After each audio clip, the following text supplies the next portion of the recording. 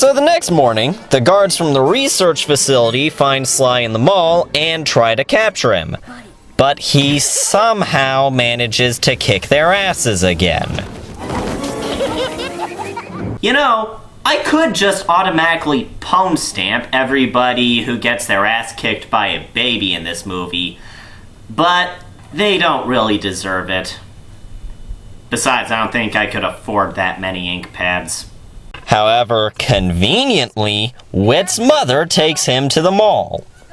Also conveniently, they happen to be wearing the exact same clothes and end up running into each other. And predictably, the guards capture Whit and Whit's mother grabs Sly. However, Dr. Kinder soon realizes that her guards captured Whit by mistake. Instead of being pissed off for fucking up her experiment, she plots to kidnap Sly so that she can cross-evaluate the twins and prove the superiority of her child development program. Hey, Doc. Not to point out a catastrophic plot hole or anything, but doesn't the fact that all babies are born geniuses kind of negate the entire purpose of a developmental program? I mean, if they're already super geniuses, then there's nothing to develop. And even if there was, wouldn't they all just forget it when they crossed over anyway? But then again, who am I to question the scientific prowess of Jessica Rabbit and Judge Doom? So, two of Kinder's goons show up, disguised as electricians, to try to kidnap Sly. However, Sly has a brilliant plan to take them out, so he lures one of them to the attic. Now, I guess you expect me to step over this ski and then you'll jump on the end, and then the end will jump up and hit me in the gonads, and I'll scream and make a funny face and fall down the stairs. Is that right? Well, I think you've been seeing too many bad movies, pal. Because I'm just going to step around this ski. Just how stupid do you think I am?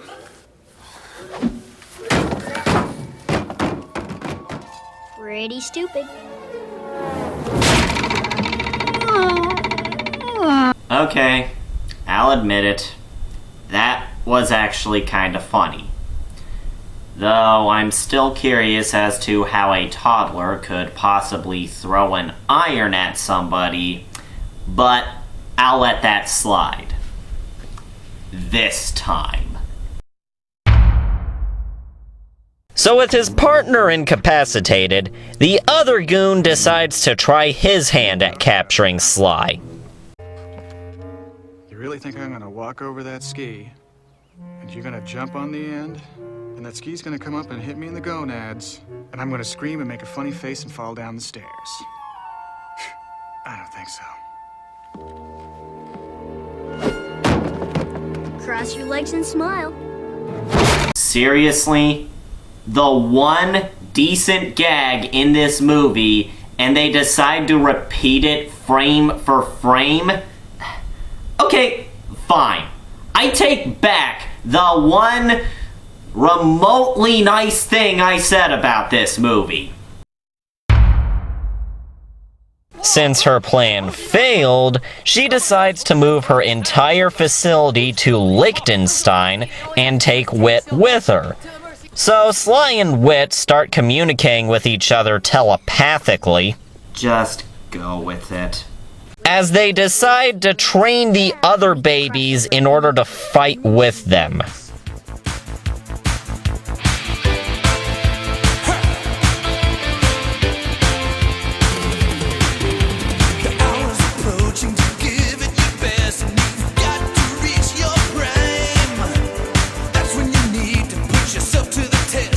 Show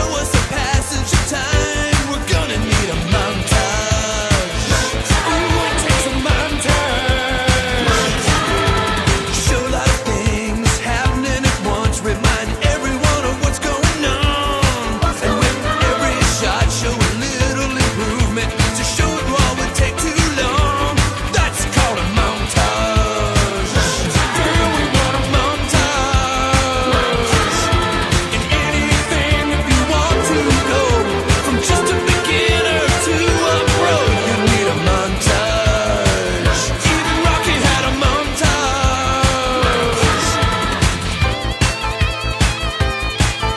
When that fails, they try to come up with a better plan.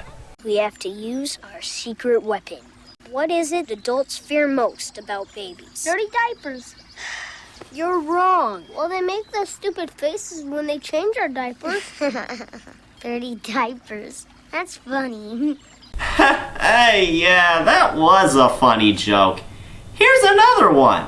What gets louder as it gets smaller? A baby in a trash compactor. Try to think about that the next time you make a crappy joke like that. So Sly hypnotizes Ice Pick and Dom DeLuise into taking them to the laboratory. Make him stick out his tongue. Okay. Stick out your tongue. Yeah, because apparently babies have the power to hypnotize people. And they couldn't have just hypnotized Dr. Kinder and everybody at the lab because... While the babies are going to the lab, Carrie stays behind to tell her dad the whole plan because apparently he has the power to speak baby. She says Elena has a secret lab. I don't believe this. Whit and Sly got switched at the mall. Just go with it.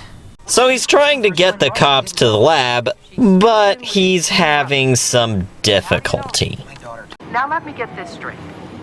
Your 18-month-old daughter told you that her great-aunt kidnapped your son by trading him for his twin at the mall. Is that about it? Yeah, it does sound incredibly stupid when you say it out loud, doesn't it? 911? Now listen. You know that Baby Co. building? There's a bomb in there, and we're gonna blow those little suckers to Venus, okay? You wanted cops, you got cops. Well, that was disturbing. So Sly leads Dr. Kinder to the indoor amusement park, ready for the final showdown. And oh dear God, is it stupid. Sly gets up in the control tower and makes all of the robots attack. Wait, what? An alien robot that shoots lasers? Why? This is supposed to be a children's amusement park. Why the hell would you have something that shot lasers that hurt people? I mean, isn't that just a lawsuit waiting to... forget it. This piece of crap's almost over with. And as if the robots weren't stupid enough, the babies are also fighting.